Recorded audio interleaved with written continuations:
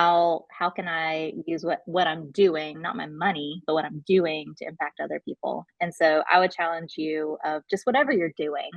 If you don't have financial means to give, just whatever you have going on, how can you bring others with you? And so Mm. whether that's with your day job or how you spend your free time, loneliness is an epidemic right now, and it is just painfully obvious. And so even if you just have a Saturday coffee habit, how can you bring others with you to where what you do makes the world a better place, even if it's just for one Mm. person?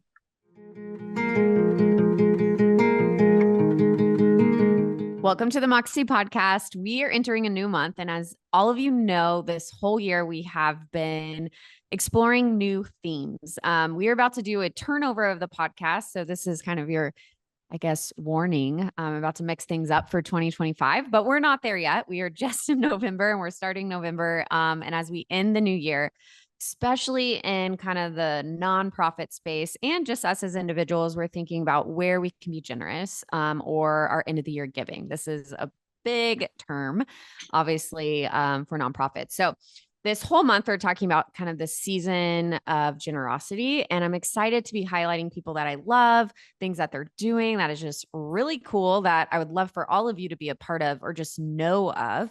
But also just want to talk about what does it mean to be generous and just our time and our resources, whether that again is money, time, or our talents. And so we're going to talk through that this month. And so we are starting this month with one of my favorite people, Stephanie. So Oh, welcome to the podcast. thanks, Jenny. You're one of my favorite people too. I It's feel great like to be our here. we've had a beautiful evolution of our Absolutely. friendship.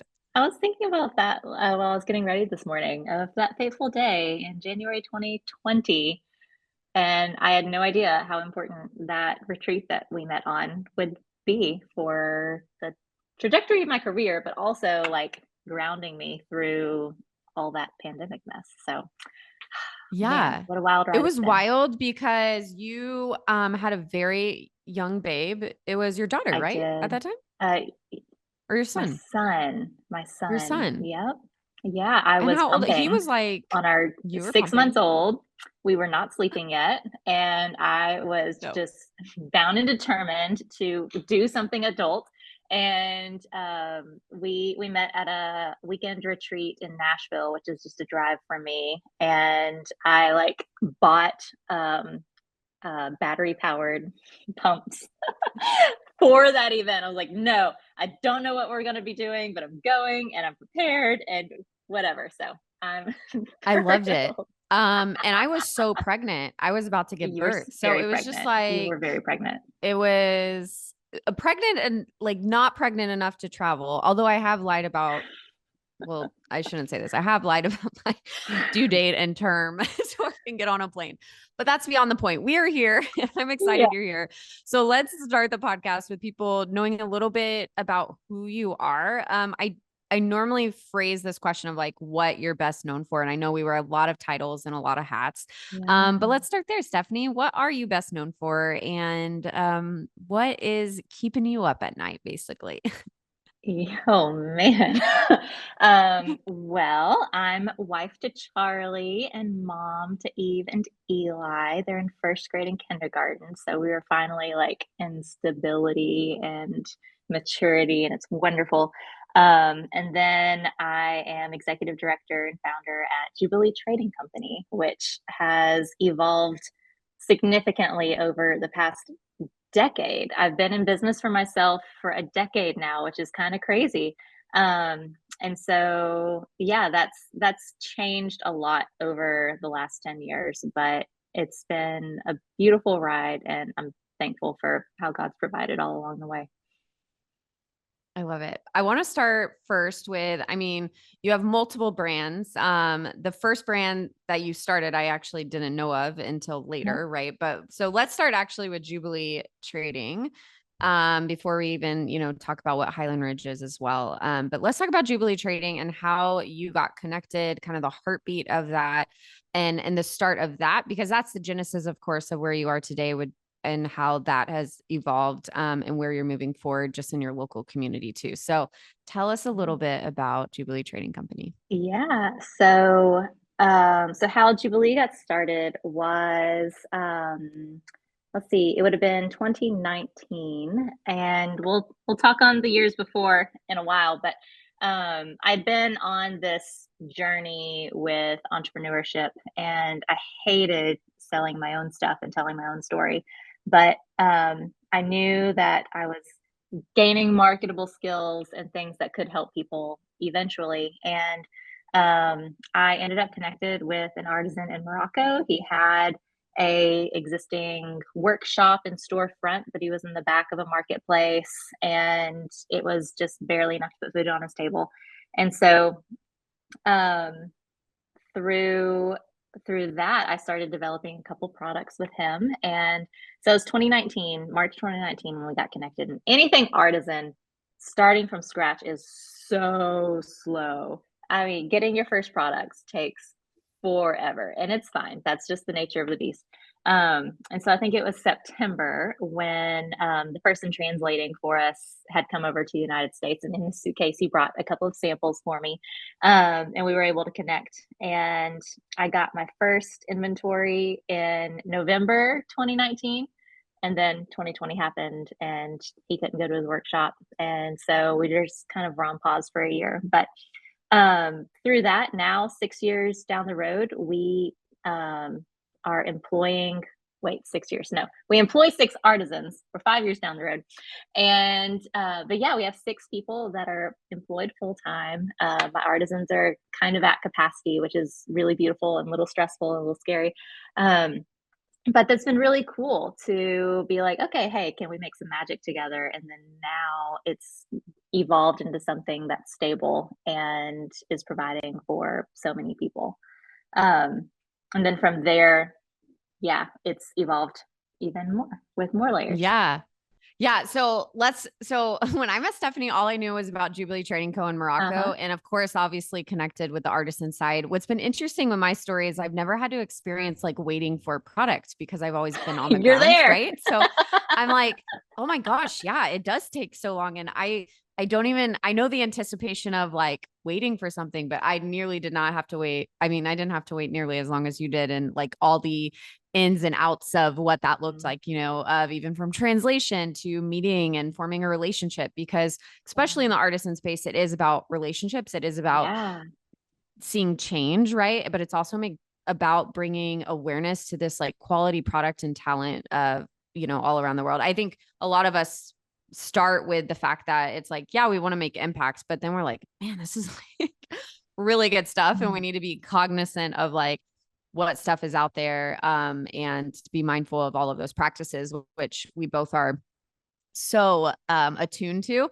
But before you got there, and what I learned later, I felt like I learned this a year or two after knowing you, is that you have this other brand and you have all of these entrepreneurship skills that you are just so humble about, Stephanie. Like Oh, you thank come you. with this humility of like, because you come with I feel like any room that you step into, it's like a learned collaborative spirit, and not like, hey, I've already been through this, or I know all this. When you have, the time we met had already been through so much, and you didn't necessarily come in with that posture. You came in with this like, hey, I want to be teachable, which I think one is a lesson for anyone to be, if you're listening, is if you're an entrepreneur, you will always be learning, and you should Mhm. always come in with a teachable spirit. We can all learn from one another.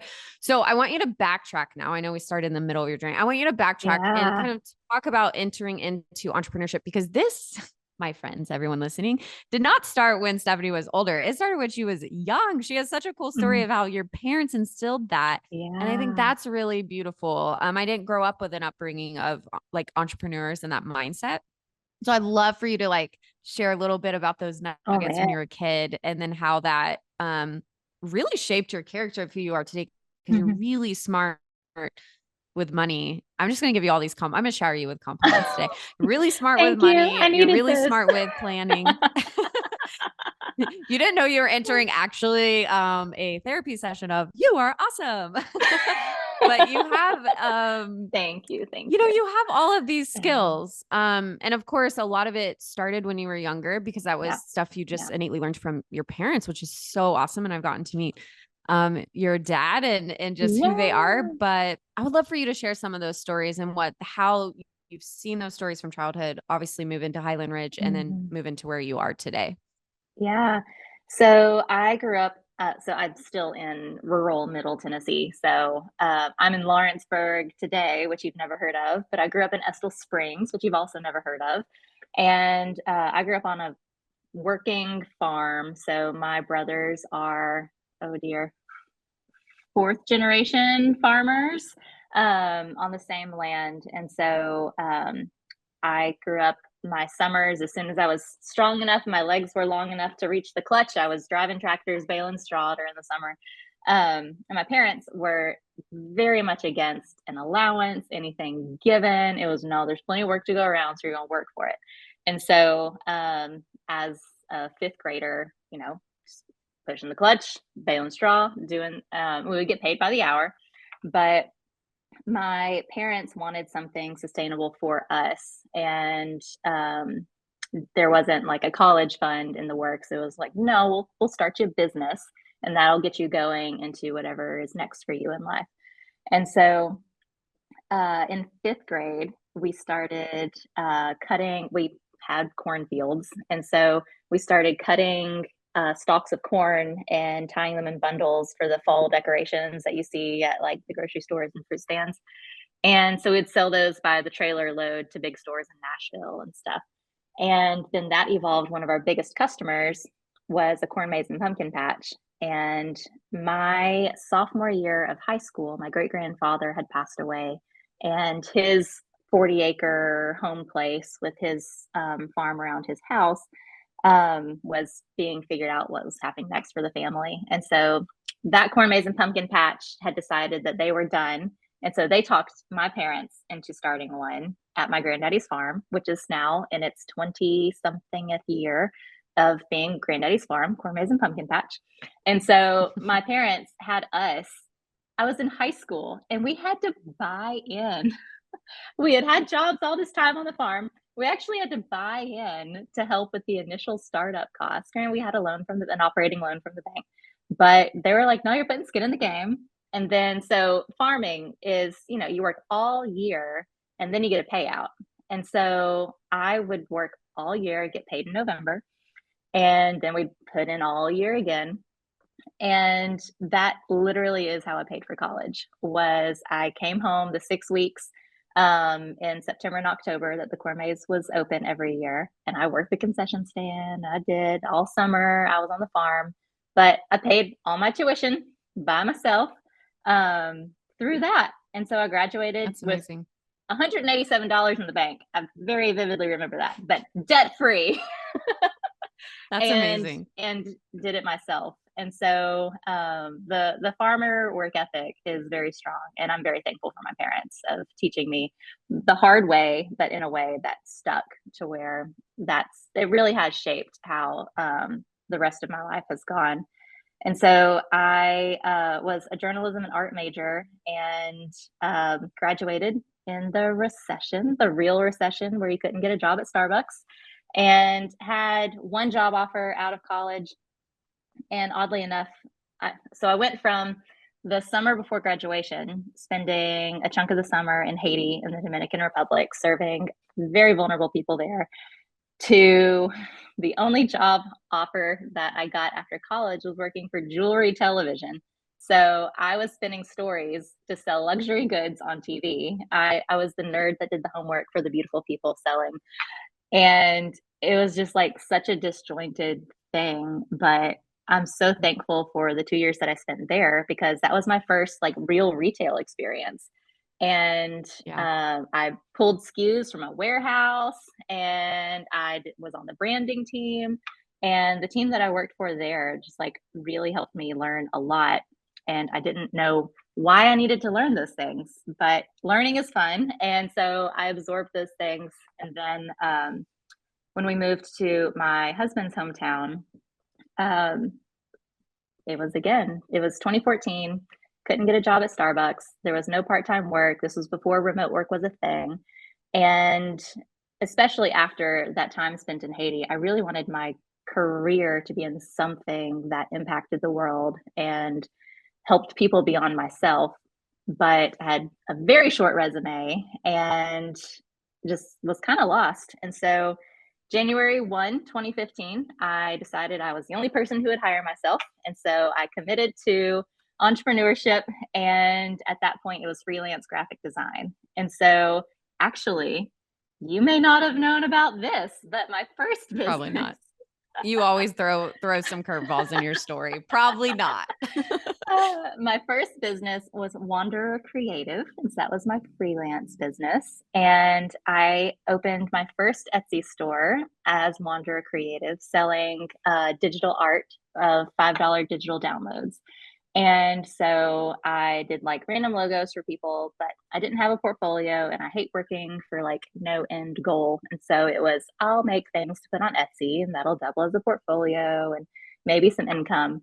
And I sold enough $5 downloads to buy a printer to start printing my art and shipping it and doing a lot of custom stuff, just saying yes to everything for the sake of learning and getting opportunities. And so, because of different people that I had watched along the way, even back whenever I had $5 digital downloads, on my Etsy shop, I had a 10% give back of, all right, for every $100 that we earned, we were giving back to the Made in a Free World initiative at that point.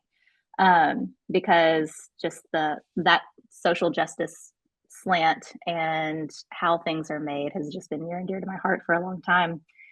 And I took up some pro bono opportunities of helping some nonprofits and actually an artisan brand that needed some graphic design help, social media help. And so while I was learning things for myself, it was okay, how can I mirror that and help others with that to where it's not just me serving me. And I want to stop you so, there yeah. because I'm curious in like the aspect of giving back because I find different cultures, different upbringings Yeah. and whatnot. Like that's not going to be your first reaction to be like, okay, I'm making this, like I have this set of money and then I'm actually going to give back somewhat of like what, like a tithe or things like that, but I'm going to Yeah. give back to a cause. I'm going to do this. Is that something too of your upbringing? I mean, as women of faith, Mhm. like, I mean, it's Yeah. something that I was always taught about of like, this is important, right? Like we are Yeah. here on earth for one thing, and that's to bring glory to him. And it's to live a life that is not just pleasing to him, but also again, turns people to Jesus. Right. And I think it's important for that because I think in anything and everything we do, and in our top guiding principle too, it's like radiate Christ's kindness, like, and make sure that people, know that we're not of this world. And what does that look like? And so Mhm. I think just even in the aspect of that, because obviously what we're going to talk about in Jubilee and what you're doing to help this larger, there's so much. We could have like 2-hour podcast of all the changes. Me It's and accurate. Stephanie need to do a business, You have a whole nonprofit, like series. master class series. Yes, we do. But in all of that, I would love like, was that ever even Mm. like not thought of, or was it always like, oh yeah, I'm gonna give back? I'm just, Yeah. Yeah. curious on that process too. I mean, I was raised, I was in church 9 months before I was born. And I'm not sure, it probably was not from my parents. It was probably just like uh, our knee jerk reaction of since we made money at such a young age, that money that was given to us, you tithe on. And so I definitely tithed on my birthday money, even of nope, nope. And so that's always been a knee jerk reaction of not even. And so the 10% give back was on the front end of before I paid myself, and then I would pay myself, and then still tithe. That's always absolutely part of it, and so that now we're just a full on nonprofit because, um, yeah, this deep down teaching and understanding and believing that I'm a steward of what has been given to me, and it's not mine. Yeah. Mm-hmm.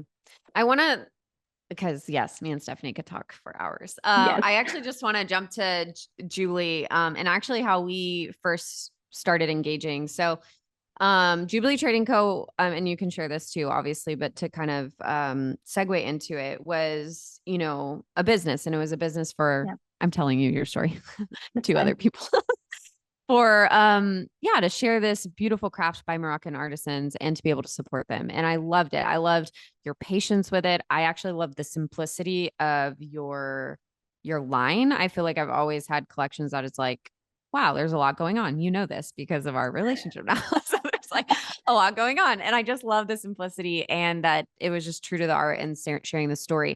But now Jubilee Trading Co. has transitioned from a for-profit to a Mhm. nonprofit for very strategic reasons.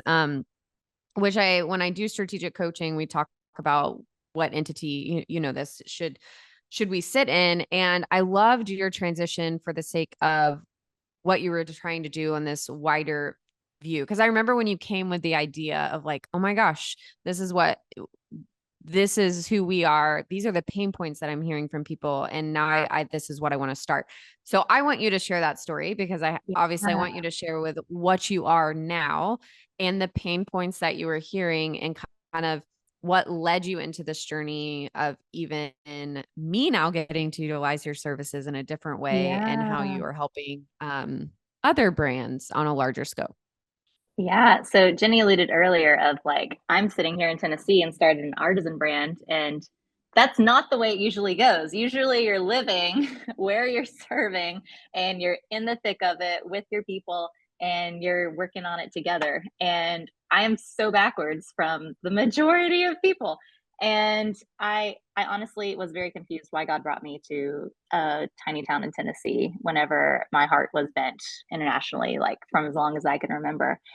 And I've been explaining it of like, okay, for years and years, I was growing this business, and it's like Noah building an ark in the desert or wherever has no rain, and everywhere had no rain. And I didn't know why. And it's just, I feel like I'm supposed to be doing this. I'm supposed to be learning. And here we go. And I'm in the US and we're good at shipping things now. And then I realized, oh, okay, I've built this, and now we've got this huge foundation, huge structure and firm foundation to do so many awesome things. Now that I personally am in a season that can handle that, so that's a whole other story, and it's been beautiful. So we grew Highland Jubilee, and all of this time I had Highland Ridge Decor, where I made metal art with my dad, who lives on Highland Ridge Road. So that's the name there. Um, and then since artisan brands are so slow to grow, we had a local made in Tennessee line that we just kept developing for fun because it was so much simpler to develop new products here. So all of this was running in my attic, and I had two employees working extremely part time. And I was deep in a relationship with Jenny, and she connected me with um, our friends at Tabeb Leatherworks. Oh yeah. Jenny sent I me actually this like, forgot this is how it started. uh-huh. Jenny sent me this blind date email of like, you should meet these guys and y'all should just talk since y'all both do leather. And I was like, what are we supposed to talk about? I don't know these people. And so I I took do the this call. often. All my She friends does. listening, I do this often. And so, but I always take them now because you never know. And so Mhm. the go-to question, what are your biggest challenges? And they are Ethiopian, living and with a brand in Ethiopia, and they were like, we'd love to crack the US market, but we have no in. And so it's like, wait, so in conversation, so are you saying that if just somebody here would have your stuff on their shelves and ship for you, it would make like a huge difference? And they're like, yeah, okay. So I'm good at shipping. I've got a little more space here in my attic. So we collaborated and brought their stuff on. Now they have a US business license. They're launched on Fair. It's so cool. Um, but that got me going. That was in summer and of 2022. And a couple months later, my family finally got COVID, and we got it 1 week apart from each other. There were four of us. So there was 4 weeks that nobody wanted to enter my house, but my business was in my house and I had employees to help me. And it was maddening. I was like, we got to get out of this house. And so different things were aligning. And this is when I really started hitting Jenny up with voice memos of like, hey, I'm thinking about this, and hey, I'm thinking about this. And that's when we were like, okay, actually, getting a warehouse space, becoming a nonprofit, and then a couple more things. So February 2023, January 1, 2023, did the paperwork, became nonprofit, and just switched the entire business, everything that we did under that umbrella so it would all support each other. And then February 8th, signed a lease here where we are now. And I think February 12th, headed to Conscious Collaboration with Yeah, Jenny. that's a good Yeah. plug. Conscious Lab Uh-huh. Weekend. That's good.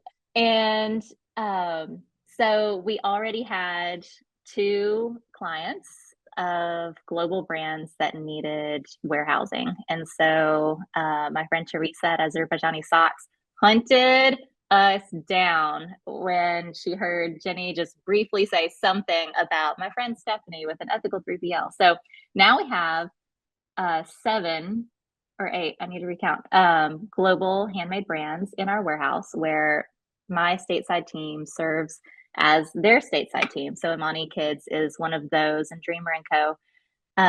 Where we're the support group offering all the logistics. I get to leverage my team, so they get full-time work, whereas if they were only shipping my things, it wouldn't be. And then I have a great graphic designer and photographer that's on my team that I get to farm out to serve these folks in our warehouse. We have their products already, so they don't have to pay shipping to us. And then just being able to see all the things going on with these different brands. I'm able to kind of whisper in different ones' ear, hey, you should really try this because it's working well for this person, and kind of make some connections of you should meet this person. And it's been really cool to be able to be like a collaborator on a lot of those things. Then, since we weren't working in my house anymore, something that was immediate thought was, oh, wow, we can shift our hiring practices. And so now that we have a location in town, we have we partner with local agencies like our domestic abuse women's shelter to hire women transitioning through their services. So that way we have flexible employment options in a safe, positive work environment that is understanding and can help people get back on their feet. And so that's cleaning all of the metal work that I make with my dad. We have a thriving tea towel line where we sold like 8,000 towels last year, and every one of them had to be folded. It's not complicated, it's not time sensitive, but it just has to be done. And so that's been one of the biggest, most beautiful things of the transition over the last year or so. Okay, But stop. Everybody yeah, listening just so needs to many give layers. snaps, and claps. Because Stephanie just said a lot of things, and all of you are like, what is she? What? I know, right? This is a lot. It is a lot. Jubilee Trading Co. was a brand that then turned into a support system and a nonprofit that not only supports international artists and brands that need accessibility to warehousing and resources and knowledge, that she is generous in sharing. But then also she as in also her and her team at Jubilee is now supporting local economic development and support with the women's shelters and partnering with local nonprofits, which I know is always near and dear to your heart, because it was like, well, I'm here, how can I also help locally? And I'm going to plug this, and we're going to make sure we put this in the show notes. Stephanie did an amazing TED Talk, I think a year and a half ago, about kind of this like local, global type of connection that, because we know that a lot of people care about US made and local, and that's beautiful. And also what your brand Highland Ridge represents as well. Mm-hmm. But then also that there's this global economy and this global impact that we can have in our consumerism. And both Stephanie and I are very passionate about that, of what that looks like. But I do want to say one thing of just you and your resources, again, not just financially, but also in the sense of resources of time, resources of knowledge. I think it's really important when we decide to connect and collaborate and have these crazy blind dates that we introduce each other to and meet people, because Mhm. that's where connection and the generosity of connection comes from. And that's where you see growth happen. But when Stephanie shared this idea, so yes, she became January 2023, February. And then I call her in March, guys. I Yep. call her in March. Yep. And I say, Yep. hey, my business is blowing up, not for the good. And I haven't gone through all the details of that, but you guys know I've alluded to this in many, many of our podcast episodes, but I need help and we need to retrench. We need to like make our team smaller and I need to get my stuff out of Dallas and I need to get rid of this overhead. I need to be smarter with my cost and I need to be smarter with my cash. I'm going to send all of my stuff to you. Will you take it?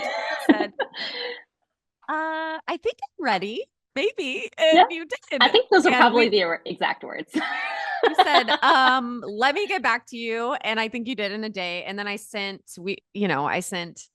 very interesting people to deliver my stuff, but my stuff got there in trash bags to her. And that's the story of our business. I feel like formal business relationship with one another, Yeah. but I think it's been beautiful to see like ideas come and then Yeah. for us to be able to come together and have a trusting relationship of sharing back and forth of like, do we think this is going to work or what does Yeah. this look like? And I would encourage anybody listening to have that person, whether it's someone who truly understands the business of what you're in. Because as you're growing and as you're changing and as you're going through celebrations and also as you're going through hard things, having one another, I think has been, I mean, really, really beautiful to have a sounding Absolutely. board and a Absolutely. It's so community. lonely being a business owner of like, especially a small business.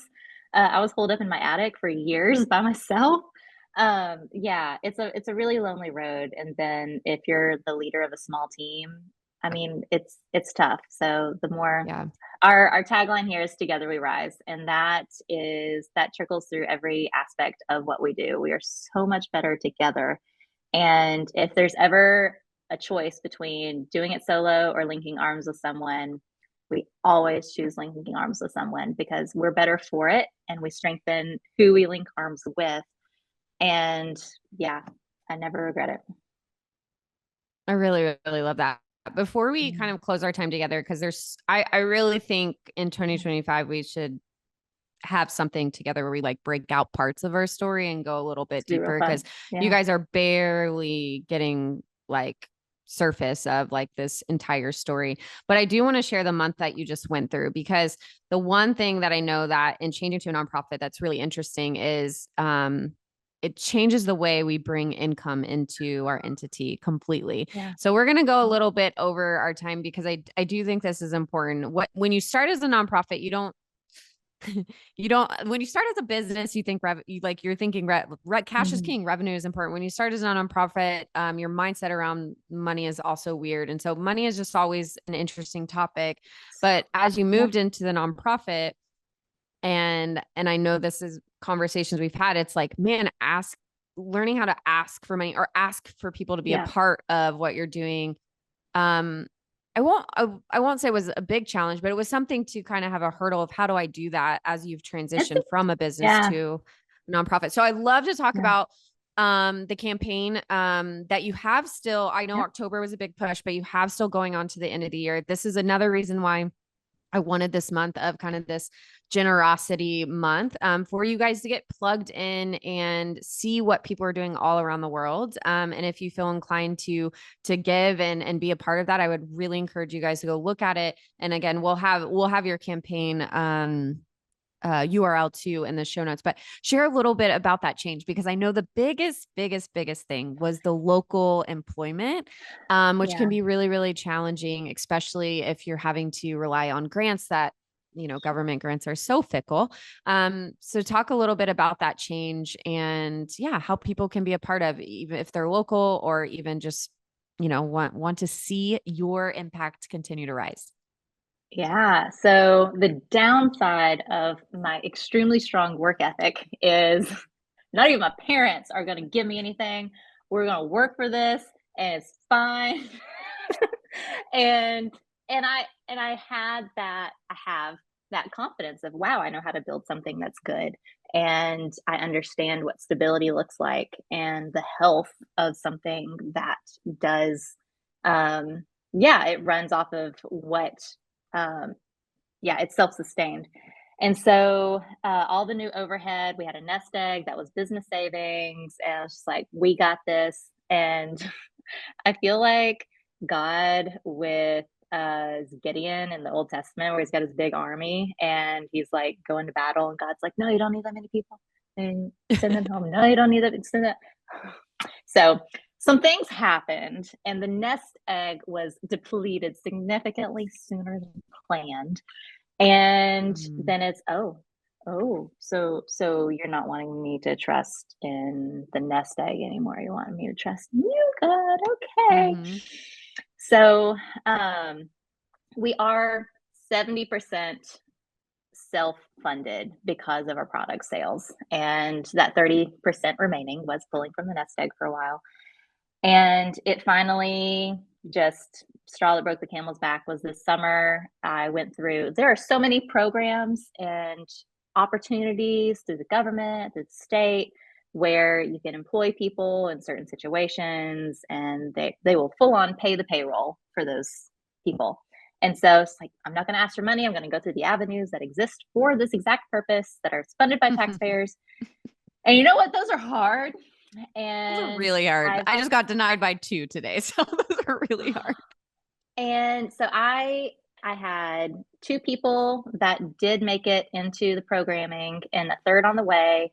And the third, they just killed the application mid-process. And the other two, they abruptly ended the program, like one third Mm. of the amount of money that we were supposed to receive, we got. And I'd already committed to employing those people. And then the other, so impact employment, we employ women who are referred to us through local agencies, and one of those is aligned with the foster care system. And so here's this girl aging out of foster care. She has seen terrible things. Adults have showed up for her in the worst ways, and here I am stringing her along of, I'm going to hire you.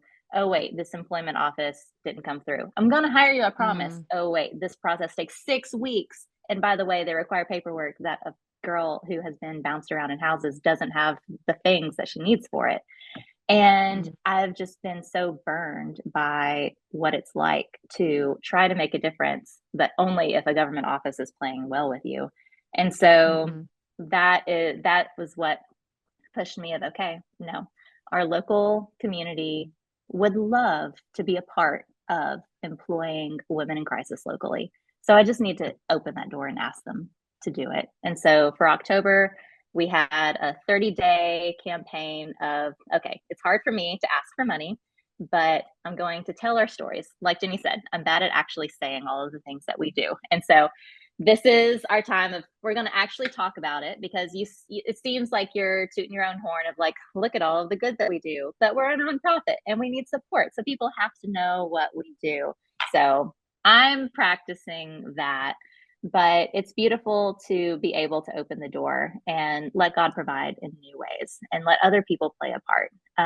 We also have a brick and mortar store because our warehouse ended up on a 4-lane road at a red light, and so we have ongoing support through that. And I was like, oh, that's like our fundraiser, is the things that we have for sale. But no, it's okay to ask for Yeah. money, and then people who don't need to buy my things can still support us. So that's been a season of growth for me for sure. Is, no, it's okay. It's okay to ask, Mhm. and people want to be a part. And it's actually good to invite other people into the journey, because here I am preaching, together we rise. And am I choosing to only pick and choose like who I partner with? No, Exactly. no, we need to invite everybody But I in. also So, think, when you looked at Together We Rise, you were thinking from like the beneficiary kind of side of it, of like Together We Rise, like in the sense of together as an artisan brands, but this takes on a new meaning of that. We just yeah, got off a month in October. We were talking about transparency and storytelling and the importance of that and what it does for your business. And so now yeah, we're in this month of talking about season of generosity. And so I think it's just so important. Like, yes, you are always teachable. Yes, you're like, you come in with a learned spirit and you're humble in that. And so it is hard to like, be like, yes, mhm, look at all we've done, but it is beautiful when people can be a part of it, especially your local community. And, yeah, I will talk about this all the time because I've seen it happen over and over and over in our story. But I will say, what I love the most is when we can stay in reverence of God and in awe, because when Mhm. we do allow people to come in, and we do it often, sometimes as a leader, if we're not careful, we go back to trying to take control and being like, oh, look what I did. Look at what Mhm. I planned. Mhm. And we take things for granted. And so I think anyone, when you're like allowing people to come in your story, when you're being generous, when you're allowing others to be generous, for the sake of your organization, like stand at a heart posture of an awe, because like, man, Yeah. when you do that too, I think it just makes the whole journey for yourself as a leader sweeter versus the Yeah. expectation that people should give, because that's not the reality. It's like, no, they are also choosing to tithe and give into their resources and how they want to be a part of this impact. And so I'm just so proud of you, because I know that was like, this has been a Mhm. big journey. Yes.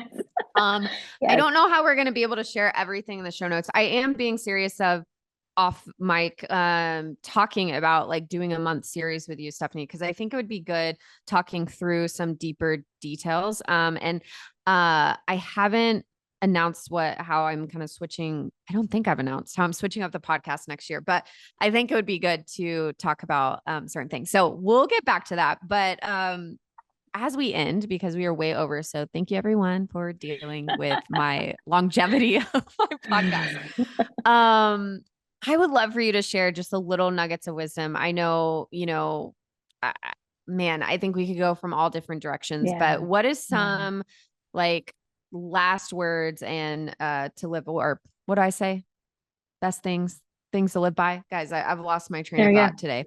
You've had a long day. Um, I've had a long day. Yeah. You can see it in my face if you're watching the video. A long day. But yeah, can you just share some like nuggets of wisdom with our community here as they go into their week, so that they can just stay motivated, inspired, and also just be grounded in what it means to like be in a community of generosity and to be generous too. Yeah, when Jenny pitched this to me of like, this is generosity month, my initial is like, okay, everyone talks about money. So how do we not talk about money and being generous? And that made me reflect on like, okay, all along the way, it's been how can I use what I'm doing, not my money, but what I'm doing to impact other people. And so I would challenge you of just whatever you're doing. If you don't have financial means to give, just whatever you have going on, how can you bring others with you? And so, Mm, whether that's with your day job or how you spend your free time, loneliness is an epidemic right now, and it is just painfully obvious. And so, even if you just have a Saturday coffee habit, how can you bring others with you to where what you do makes the world a better place, even if it's just for one mm, person? Yeah, I like that. One last thing to live by. That's what we're there you go. There you go. calling it. But I'm gonna go off of that really quick, Stephanie. My Sean, my husband, always talks about discipleship and how we get it a Mhm. little bit wrong. And you reminded me of this, because I think, he talks about this idea of like discipleship is not like going to a meeting place and meeting for an hour. Discipleship is inviting someone into your already Yeah, routine, like of what you're doing. yeah. So if you go on a run, invite someone in the run, invite them into your home, invite them into dinner. That's how they get to learn. And I think that's the beautiful part of like our talents and our giftings and what we're doing. Yeah, invite people into your life. It's we wouldn't be here today if it wasn't for community and relationships, and we're made to Mhm. be communal, and Mhm. we're made to be together. That's why both of our like mottos are like, yeah, we rise together. We're not just better together, Yep. we're our best. We're Yep. supposed to be together.